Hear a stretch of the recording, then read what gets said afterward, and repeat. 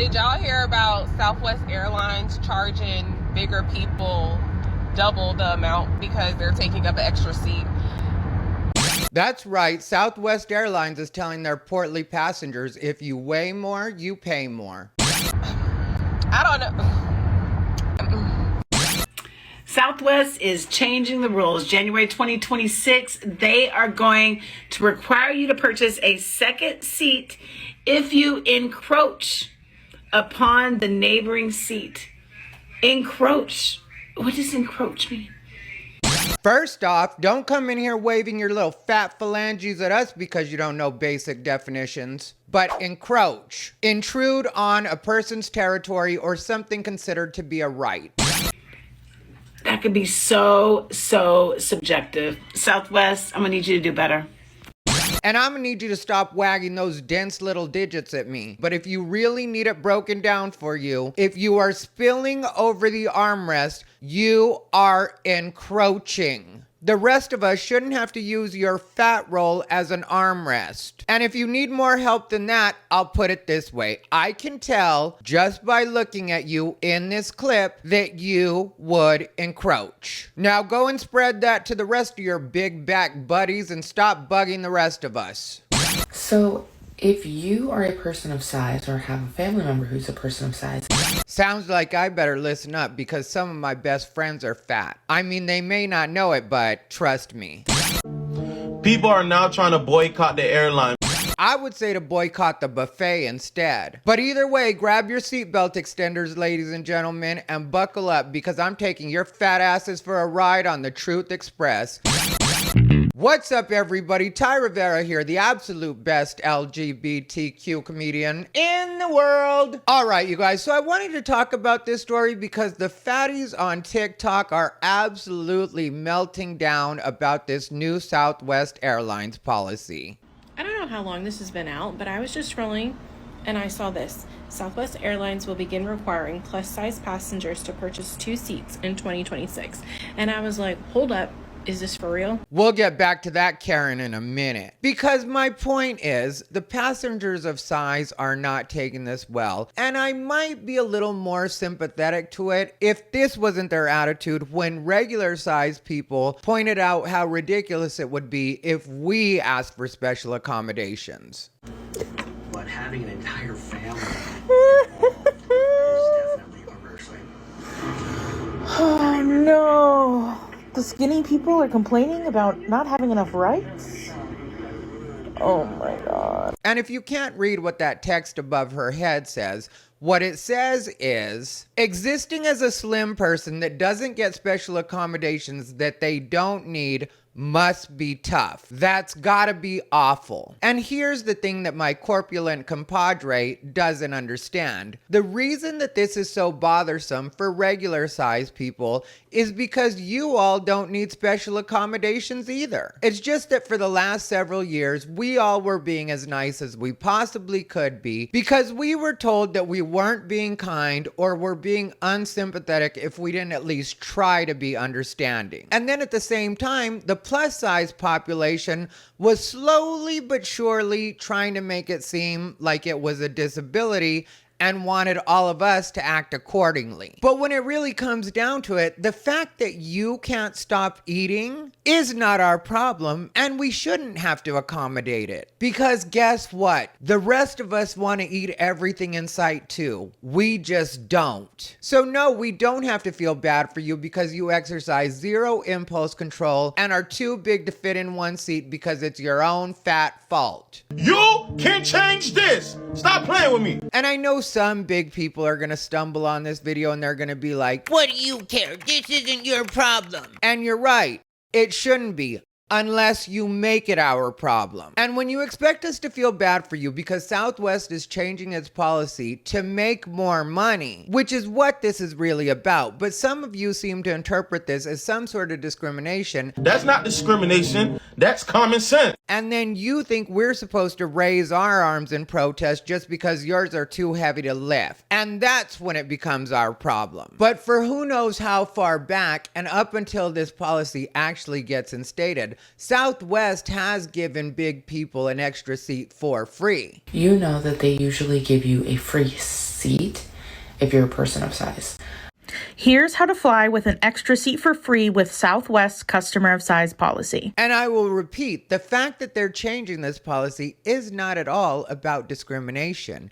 It's about Southwest wanting to make more money. And either they'll be super successful and they will make more money, or people will decide that they don't want to fly with Southwest anymore, and Southwest will either end up getting bought out or going bankrupt, or both. Like, I personally fly Delta nowadays, but I used to fly Southwest, and I can tell you that every reason I used to fly Southwest is pretty much gone now. Like cheapest fares. Southwest used to have the cheapest fares, but then at a certain point, Southwest not only became as expensive as every other airline, but in a lot of cases, even more expensive than any other. Gone are the good old days when I used to book a flight on Southwest 3 weeks out from whenever I needed to be where I needed to be, and still got a wanna get away fare for a ridiculously low price. The 2 free checked bags. That used to be huge with Southwest. They're charging bag fees right out in the open. They're not even trying to hide it. Bag fees in progress. Let's move. Freeze!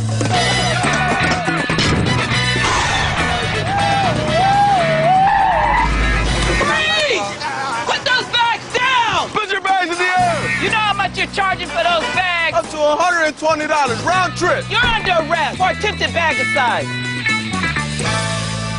Because everybody else was charging you for even one checked bag. And when you went to budget airlines like Frontier or Spirit, they were so ridiculous about it that not only did they allow you 0 checked bags for free, you also could only bring 1 personal item.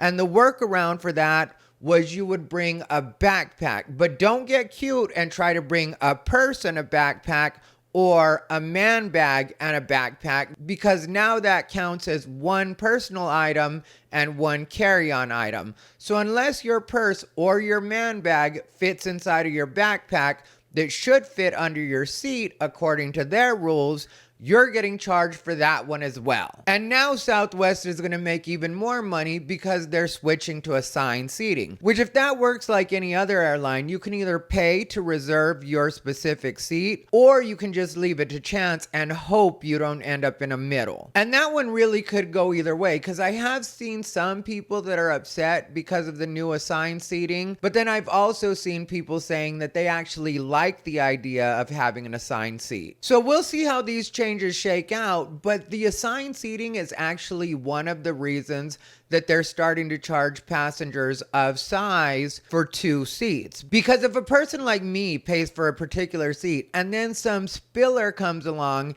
and takes half of my seat, I'm not going to be happy at all. So to me, it makes sense that you should have to buy 2 seats, because why should I or anybody else have to deal with inconvenience in a seat that we've paid for because of your size? And I'm not just talking hypotheticals. I have flown a lot in my life. So I've had a lot of these situations happen to me, but I think that the absolute worst to ever happen to me was one time I was on a puddle jumper from nobody gives a f Kansas to who gives a shit Arkansas, and it was one of the puddle jumpers that's got like 2 seats on one side and 2 seats on the other side, and I had chosen a window seat. And when I said I wanted a window seat, I didn't mean I wanted to be perched in that window like a damn cat because some big man had smushed me into it, which is exactly what ended up happening. So yes, I do 100% agree that passengers of size should definitely have to pay for 2 seats. And I saw one guy online saying that if you take up 2 seats, then you should have to pay for 2 seats. Because at the end of the day, if you're going to take up 2 whole seats, then you should pay for 2 whole seats. And for the most part, I do agree with him. But the way that I would take that even further is I would say that if you even take up 1.5 seats, you should have to pay for 2 seats. Because I and nobody else on that plane paid for half a seat. I personally stay this size so that I'm easily able to travel, so that I'm comfortably able to travel. So if a person comes along and takes up half of my seat, That is taking up half of my comfort. Maybe I like having extra room in my seat, and now you've come along and taken up half of my seat, and even if you were to pay me half of my fare, I still wouldn't be happy with that because I would rather be comfortable on my flight, wherever it is I'm going, and just have access to my full seat. So now they're just having the bigger passengers pay for 2 seats in advance, but then Southwest is being generous enough to offer refunds to those passengers under certain conditions. So here are the new stipulations. The flight must depart with at least 1 open seat. Both seats must be purchased in the same fare class, and the refund request must be made within 90 days in order to be eligible for your refund. And to me, this sounds completely fair. So I picked out this video of this particular Karen that I really wanted to respond to because of all the videos that I saw. This one really does shine a spotlight on the entitlement and the attitude that goes with a lot of the people that are complaining about this right now. So before we go any further, I'm just going to ask that you like, comment, and subscribe. We're on our way to 100,000 subscribers. If you want to comment but you don't know what to comment, just leave me a flower again. Don't I deserve some flowers? Also, when you hit the subscribe button, make sure that you click the bell and select all notifications so that you know every time I upload. Now let's get on with it. I used to be 500 pounds. What are you now? 498? All right, wrong Karen. I'm joking. I'm trying to have a little fun. Can I live, please? Earlier this year, I had a video go viral because I videoed myself asking the flight attendant for a seatbelt extender on a Southwest flight. My comment section was insane, mostly people making fun of me, although what I did was just try to educate other plus size people that you don't have to be embarrassed by having to ask for a seatbelt extender. Okay, I don't want to sound mean, but I honestly do think you should at least be a little embarrassed if you have to ask for a seatbelt extender. Because maybe that should be the kind of moment that tells you that things have gotten out of hand and that you should probably do something about it. So while all jokes aside, I don't think that people should be mean to you, and I don't think that people should make fun of you. At the same time, I don't think that we should be trying to normalize this. I clicked on that article because I had to read and figure out how are they going to decide who is purchasing a second seat and who isn't. Let's be honest. You know, or at least have a good idea of whether or not you're going to fit in an airplane seat. And these are the kinds of disingenuous arguments that will make this a losing battle for the fat community. It states that anyone who cannot sit in a seat with both armrests comfortably down will be required to purchase a second seat. When I am online purchasing my ticket, how will you decide, Southwest, that I don't fit in the seat? All right, chubby chickie, if you can't figure it out, or you don't have the brain power, or you're just lazy when it comes to absolutely everything, what you can do while you're purchasing your ticket is you can go ahead and open up another tab in your browser. Google is free and it will not charge you for another seat. But what you want to do is type in the search bar, how wide are the seats on Southwest Airlines? And what you will end up finding out is, depending on the size of the plane, the width of the seats will either be 17 or 17.8 inches. So then what you'll want to do is you'll want to get yourself one of these. You see that? These can be purchased where they sell the fabric at Walmart. You can also get them at Hobby Lobby. You can find them at Michael's. You can even order them off of Amazon. I guarantee it. And then, since apparently you have no independent thinking skills, what I would tell you to do at that point is to measure yourself and see whether or not you would actually fit in a seat that measures 17 to 17.8 inches across. But really, we all know that if there was any chance you would fit in those seats, you wouldn't be worried about this in the first place. Because I can honestly tell you that if this hadn't been such a big deal on social media, I would give absolutely zero thought to this change in policy because I know for sure I will fit in that seat. Is it going to be like an amusement park where I show up to get on the plane and there's going to be a seat there waiting for me to sit on it and see if I can fit before you let me on the plane? God, I hope so, because I would absolutely love to watch the hefties try to shoehorn their tubby tookuses into a seat to see if they'll fit or not. I have literally only flown Southwest my entire adult life.